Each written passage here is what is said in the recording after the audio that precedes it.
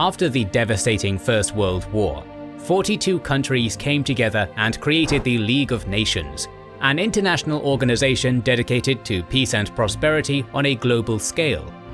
After a fairly successful first decade, the ambitions of Benito Mussolini clashed with those interests, threatening the balance of power by invading the last independent African nation of Ethiopia.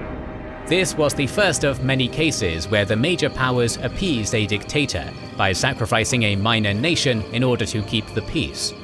Why did the League betray their own member, and how did the outcome of the Second Italo-Ethiopian War reshape the European alliances?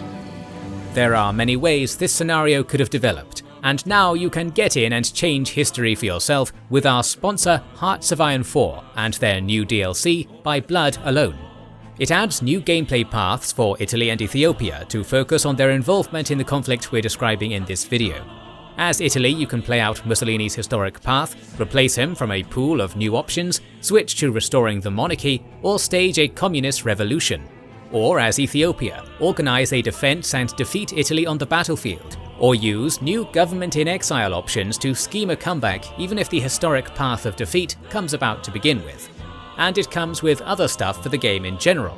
There's a new focus tree for Switzerland to play the dangerous game of staying neutral in the middle of a war zone, new peace conference options like demilitarization, claiming of ships and reparations, an aircraft designer to customize your warplanes, division logs that chart their achievements with the ability to assign medals to your heroes on the ground, trade embargoes to punish the creation of world tension, and a load of new models, art and music.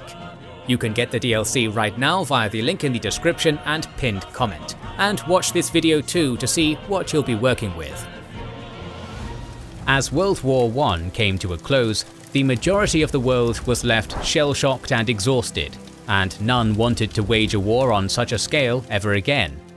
Many blamed Germany for the disaster, imposing reparations so high that it would divide the little unity left between the Allied nations, while sowing deep resentment in the German people. Many states were convinced that the world needed an organization which would set and enforce rules that would apply to every member in order to ensure peace and stability. This was not a new idea, with the concept being proposed as early as 1795 by the philosopher Immanuel Kant. Later, the President of the US, Theodore Roosevelt, hinted at the idea during his Nobel Prize acceptance speech in 1910. It would be a master stroke if those great powers honestly bent on peace would form a League of Peace. But it would take 9 more years before the leadership of the United States, Great Britain and France created the Covenant of the League of Nations. This massive milestone was incredibly ambitious, featuring articles that forbade member nations from meddling with the internal affairs of one another or declaring war on each other without arbitration. However, the first issue occurred almost instantly, and despite being heavily involved in creating this structure, Woodrow Wilson failed to sway the American Senate to join the League. The United States lost a considerable amount during the First World War and was unwilling to join the organization unless its authority in it was vastly expanded. That being said, unofficial observers and American philanthropists, particularly the Rockefeller Foundation and the Carnegie Endowment for International Peace, were heavily involved with the League. The League of Nations started out with 42 founding members, who worked together to solve numerous issues. The Disarmament Commission fought to reduce the number of weapons in the world, while the International Labour Organization sought to improve labour conditions. The precursor of UNESCO was founded, and a permanent Central Opium Board was created in order to reduce the drug trade. An international organization aimed to promote cooperation between scientists, researchers, teachers and artists, attracting the likes of Albert Einstein, Marie Curie and many others, was formed. The League also featured an International Court of Justice, the precursor to the World Health Organization, the Slavery Commission, which sought to eradicate slavery and the slave trade, a commission dedicated to the aid of refugees, and last but not least, the Committee for the Study of the Legal Status of Women, who fought for women's rights all over the world. And yet all these missions, based in the central seat of Geneva, are mostly forgotten, as the world remembers the League of Nations chiefly for its failure as a peacekeeping body. Indeed, their biggest goal was to prevent another world war, but before they failed in their goal, They had numerous successes in the 1920s.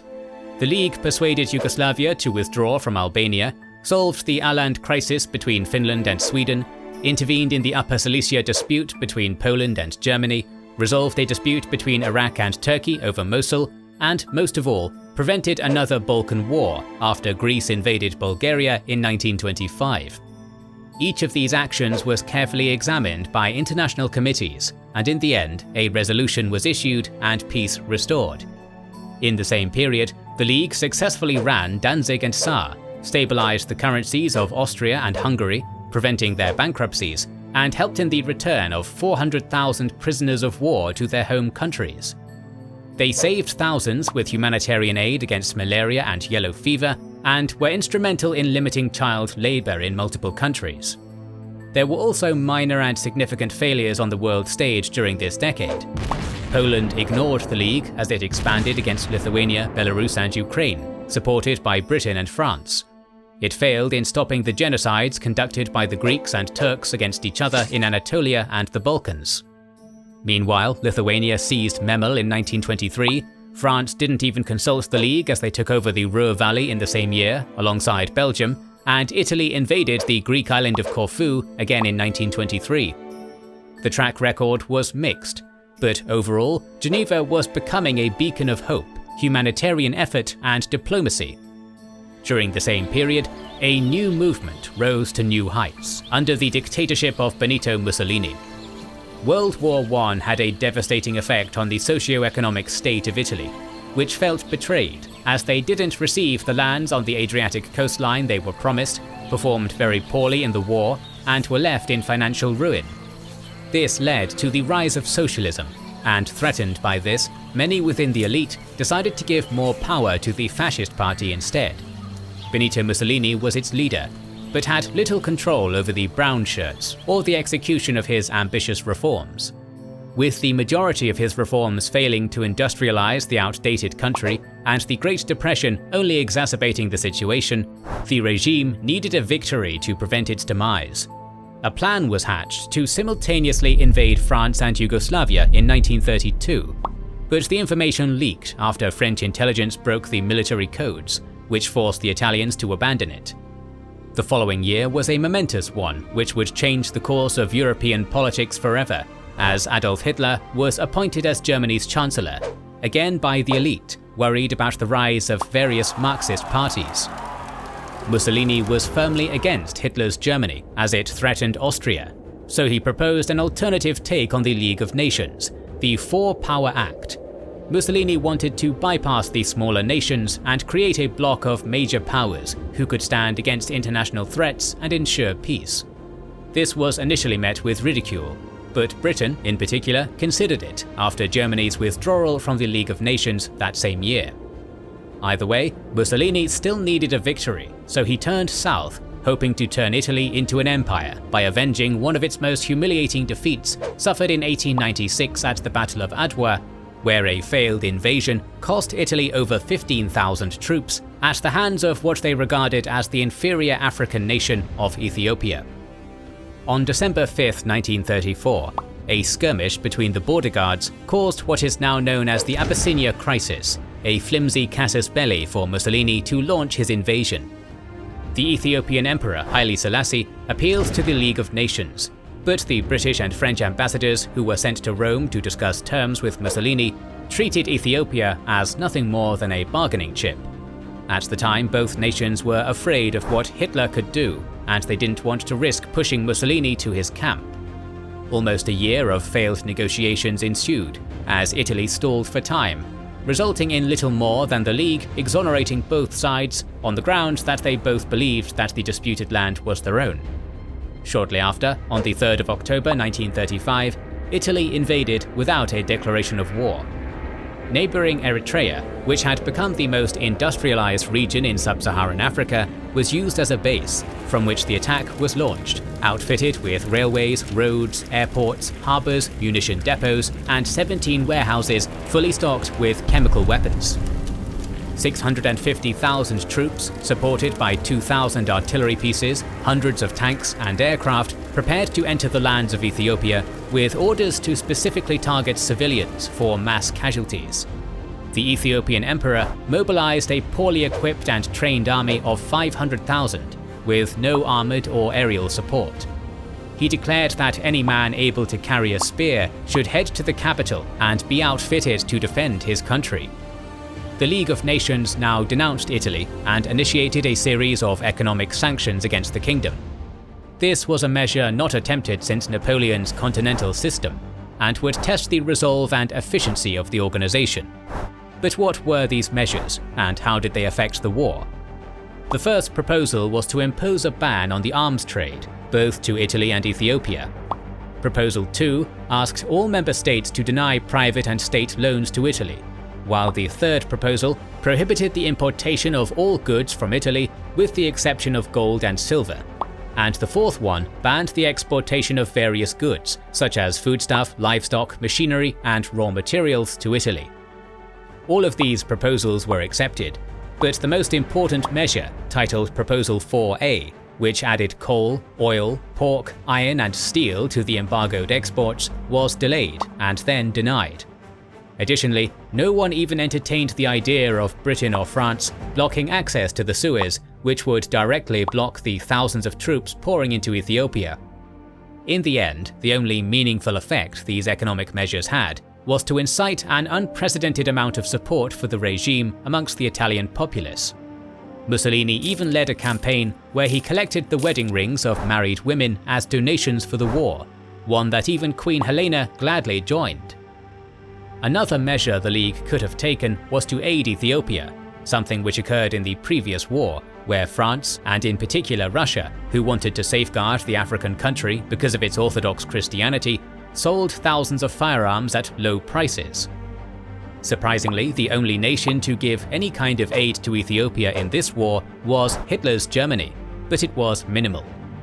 Even if they did receive aid, there was nothing the Ethiopian soldiers could do against the clouds of mustard gas the Italian planes unleashed upon them. Between 300 and 500 tons of it were used against both civilian and military targets, causing a third of the overall casualties, a blatant violation of the 1925 Geneva Protocol. At first, Mussolini denied the attacks and told the observers of the Red Cross that the cases they encountered were ones of leprosy. Then, neutral observers brought back used canisters with Italian writing on them, but even that didn't drive the League into action. In fact, while Ethiopian citizens were murdered alongside their livestock, Britain and France were preparing to carve their country up in order to appease the dictator. On the 14th of November 1935, the National Party government in Britain, led by Prime Minister Stanley Baldwin, won the general election with promises to modernise Britain's defences, reduce unemployment, improve housing, and support the League of Nations. However, most of his cabinet advised against going to war with Italy, so he commissioned his Foreign Secretary, Sir Samuel Hoare, to come up with a compromise. This led to the Hoare-Laval Pact, concluded with the French Premier Pierre Laval in early December. Neither Ethiopia nor Italy were present at the negotiation table, but regardless, the two powers proposed that the African country was to be divided, with the majority of its territory being ceded to Italy. This document was leaked a week later by a French newspaper, causing massive uproar in both countries. Both men were forced to resign before receiving some heavy criticism from their peers. Premier Laval was condemned by the opposition French Popular Front Party, and its leader Léon Blum said, "You have tried to give and to keep. You wanted to have your cake and eat it. You cancelled your words by your deeds, and your deeds by your words. You have debased everything by fixing, intrigue and slickness. Not sensitive enough to the importance of great moral issues, you have reduced everything to the level of your petty methods." The following year, Samuel Hoare would return and be instrumental in the Munich Agreement, which gave Germany the Sudetenland, while Laval became the Prime Minister of Vichy France from 1942 to 1944. The Ethiopian army did its best to defend its country, prolonging the campaign even after the capital fell in May 1936 via guerrilla warfare, which would continue until the collapse of Mussolini himself. Once the situation was deemed hopeless, All sanctions were lifted, and the League simply stopped caring about the conflict, now that Hitler had broken the Versailles Treaty by occupying the Rhineland. Emperor Haile Selassie left Ethiopia and spoke before the assembly in Geneva after being mocked by Italian journalists attempting to silence him with whistles. I assert that the problem submitted to the assembly today is a much wider one. It is not merely a question of the settlement of Italian aggression, it is collective security. It is the very existence of the League of Nations. It is the confidence that each state is to place in international treaties. It is the value of promises made to small states that their integrity and their independence shall be respected and ensured. His country was devastated, but he continued the struggle from his asylum in Britain, defeated, humiliated, and abandoned. Italy was now officially an empire, but prolonged conflict cost Mussolini 33.5 billion lira, which was 6 times more than he expected, coupled with his involvement in the Spanish Civil War, which the League also failed to prevent. The Italian currency lost over half its value, and the plans for modernization of its military were completely abandoned. The economic sanctions and soft approach towards Italy, intended to keep Mussolini as an ally, ended up having the exact opposite effect. The dictator laid out the blueprint for how nations could bypass the League, one that Hitler quickly followed, and both strongmen put their differences aside, creating the Berlin-Rome Axis. Japan, whose invasion of Manchuria in 1931 was another failure of the League, left it and joined this axis later on.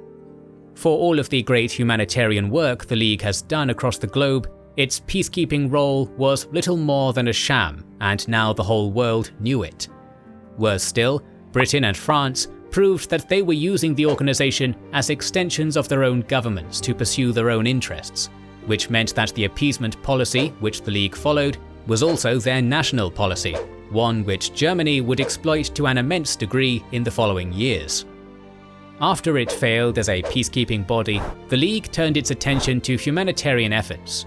It ended the slave trade in Liberia, combated the drug trade, laid the groundwork for a World Bank, gathered experts who wrote about the relationship between food and health, and launched a massive campaign against malaria. But with the fall of France, Switzerland was surrounded by Mussolini and Hitler, and Geneva was cut off from the world. Years later, the groundwork and principles of the League of Nations would be revived and reformed into the United Nations, which keeps many of its structures and laws to this day. But it is important to remember the failures of the League and to avoid them in the future. We're planning more episodes on the history of this period, so make sure you are subscribed and have pressed the bell button to see them. Please consider liking, commenting and sharing, it helps immensely. Our videos would be impossible without our kind patrons and YouTube channel members, whose ranks you can join via the links in the description to know our schedule, get early access to our videos, access our Discord, and much more. This is the Kings and Generals channel, and we'll catch you on the next one.